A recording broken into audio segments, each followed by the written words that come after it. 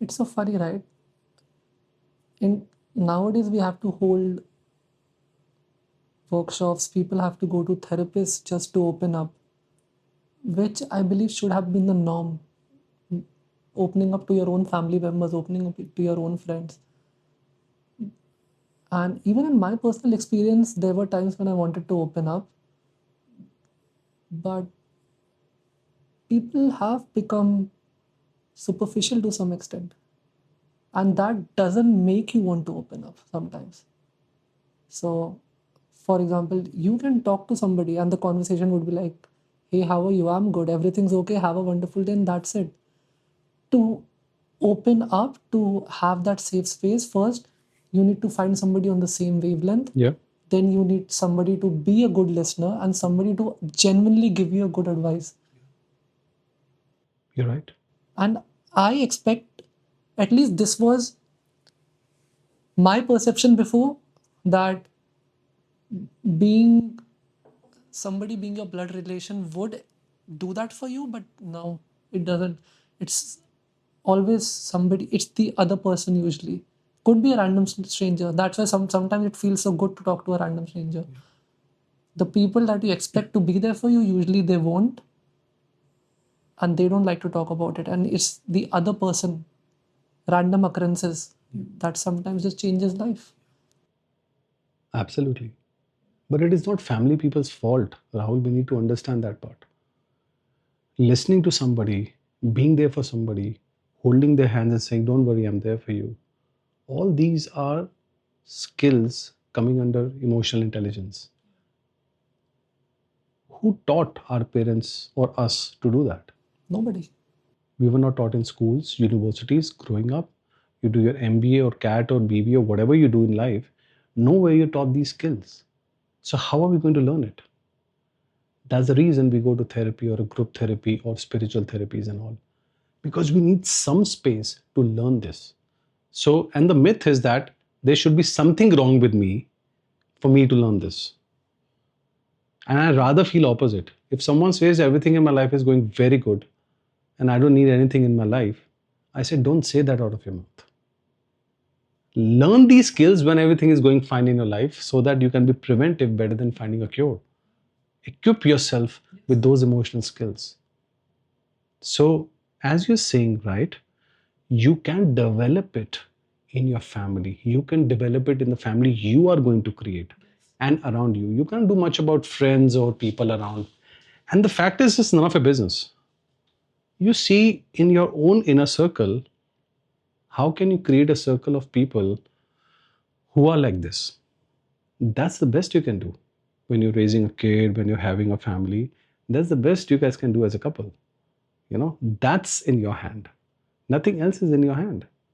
One day I was having some kind of, I was on phone, I was not feeling okay about something.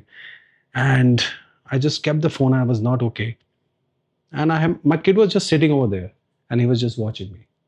He did not do anything for 5 minutes. And after 5 minutes, I just looked at him. And the only thing he said, are you okay? I said, yeah, I'm okay.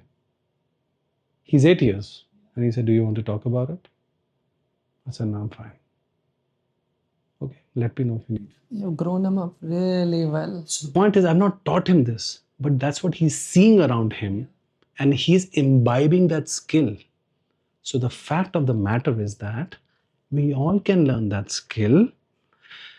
So hence, having a family or friends to be emotionally sensitive is in your hands with your family. That's what you can do. But our fathers or grandfathers or friends have learned, not learned. It was their own cycle of life. They will learn when it is a part of their karmic cycle to learn. This is, you actually said what I was technically going to say. Sometimes when we learn things, we also break the generational trauma, and that's where culture comes in. So if I have something to heal, it's probably in my lineage, and I'm getting it from my ancestors too. So if I don't work on myself, it's probably my kids who's gonna go through the same circumstance and break the generational cycle. Yeah. And it's a choice, Yes. Rahul, to break that generation cycle. The way, for example, you may not have felt in your family Now you were like, you know what? I want to break it. And the kid who's going to come in my life, I'm going to teach that kid or other people also for that matter. So, and through your podcast, you're trying to do that, right? To raise awareness. That's what you're doing. So it's fine to keep doing it. And that's the best we can do. So if somebody says, I'm here to change the world, okay, start here. Start with with where yourself. you can make an impact. Start with yourself first. Start within your inner circle and see what you need to do. Go slow. No need to rush. There's no race happening. Go slow and see what you can do around with 2, 3, 5, 10 people. Good enough to start with that. And then see how you can spread it across. So it's everyone is in their own journey. अगर कोई जैसे मेरे पास कोई आता है therapy में, वो बोलता है, you know what, Prashant, I need to get my husband here. And I said, that's where the issue is. You cannot change people. You so cannot. No, I've learned it the hard way. You cannot. It's, and this is what I also kind of tried to imply in my previous question. Like, you even cannot motivate people. It just has to come from within. No matter what you tell them, you can tell them 1,000 times to go do something, but self-healing, motivation, improvement, it's a calling from inside. And sometimes people go through the harshest circumstances before they change. And this is what I believe in. It's like, okay, if your lesson is something, maybe if my lesson is to not get triggered, let's say, and I keep on getting triggered, right? There will be one universe will try to intervene one time, and I don't do anything about it. It's gonna intervene again with a louder volume, and I don't. The third time, fourth time, it's gonna literally uproot my life, bring a circumstance that will kind of make me realize about my own actions before I make a different choice and respond to the situation rather than react. And this is very common in, you can say, relationships. If the person is not right for you, sometimes your intuition will tell you, but we just don't want to listen to it. We might have questions, or we might stay in that relationship for the projection of it, what it could be, but not evaluate it for what it is.